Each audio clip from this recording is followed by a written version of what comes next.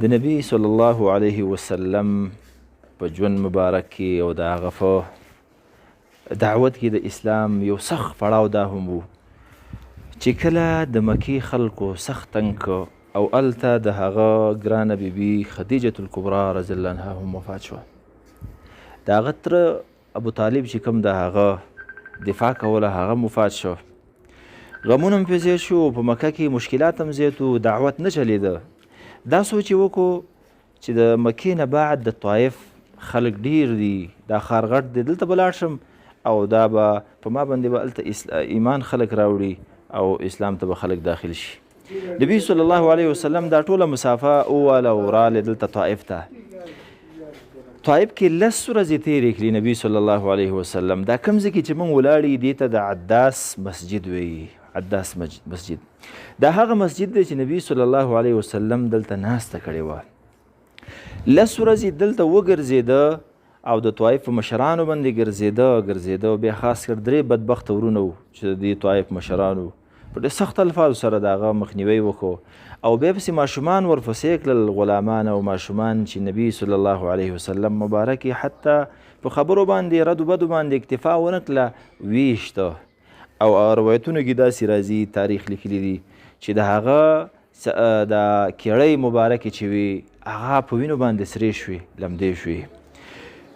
نو نبی صلی الله علیه وسلم را روانو، دا باغ او دا باغ چې و د شیبه او د عتبه ابن ربیعه د دی باغ و. د هغه یو غلام و نصراني و، عداس یې ورته ویله. او دلته د انګور یو ونه وه. نبی صلی الله علیه وسلم هغې ته دمه وکړه. هغې د خپل غلام ته ویله چې ورشئ دې له انګور ورکه او دا ورته وویل چې دا هدیه د صدقه نه ده، ځکه هغه وایي صدقه نه خوري. چې همدغسې راغلی ورته وویله چې دا صدقه ده، دا هدیه ده. نبی صلی الله علیه وسلم چې خوړل په هغه غم کې و، دغه کې و، نو اول بسم الله پې ویله. نو دا همغه باغ دی، ونې هغه نه دي لیکن هغه باغ دی. نبی صلی الله علیه وسلم چې دغې د انګور ونې لاندې ناست و، هغه انګور چې خوړل نه بسم الله یې پې ویله. چې بسم الله یې ویله، نصراني غلام حیران شو، وایي دا بسم الله خو دلته څوک نه وایي، وایي ته څوک یې؟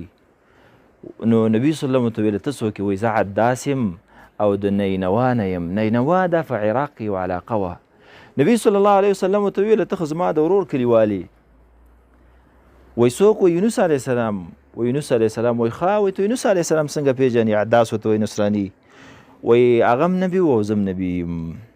بیا پې ایمان راوړو. د هغه تاریخي ځای دی. نبي صلی الله علیه وسلم ته په دې کې یو بشارت هم و، ځکه ډېر ناامیده و، الله ورته یو مسلمان یو کس ورکړ. بیا تاریخونه د عداس پاڼه بیا نه ده راړولې تر 4 کالو پورې چې عداس بیا څه شو. بیا بدر کې تاریخونه لیکلي دي چې دې عتبه او شیبه د ځان سره بولې، د هغې غلام و او هلته ورسره تللی و، خو د جنګ نه کوو. عتبه او شیبه ته یې ډېره زارۍ وکړه، ګوره تاسو قتل کېږئ دلته مه ځئ، ځکه دا حق نبي دی. بعضو تاریخونو لیکلي دي چې نه، دا بیا د فتح مکې نه وروسته بیا مکې ته راغلی او هلته وفات شو. المهم هغه د غلامۍ په زنځیر کې و دی سره او مسلمانو په نبی صلی الله علیه وسلم باندې اسلام راوړی. نو دا هغه تاریخي مقام دی چې نبی صلی الله علیه وسلم پکې دمه وکړه په دې باغ کې. او بیا دا مسجد چې کوم دی د عداس په نامه باندې، کوم ځای کې چې نبی صلی الله علیه وسلم کېناستلی و، د عداس په نامه باندې دلته اوس په طائف کې دا جومات دی. نو دا هغه تاریخي مقام دی چې موږ ته دا درس راکوي. زموږ نبي صلی الله علیه وسلم دومره سختې په دې دین باندې تېرې کړي دي. تاسو سوچ کوئ دومره لویه مسافه او دومره بعزت او د شرف نه ډک انسان و، لیکن د دعوت دپاره د دین دپاره هغه کنځلې برداشت کړي، هغه وینې برداشت کړي، هغه ردې بدې برداشت کړي او بس دا دین یې موږ ته د الله دین یې راورسوه. الله پاک دې موږ او تاسو ټول مسلمانانو ته همت راپکې پیدا کړي چې دې دین باندې عمل وکړو، نورو ته ورسوو.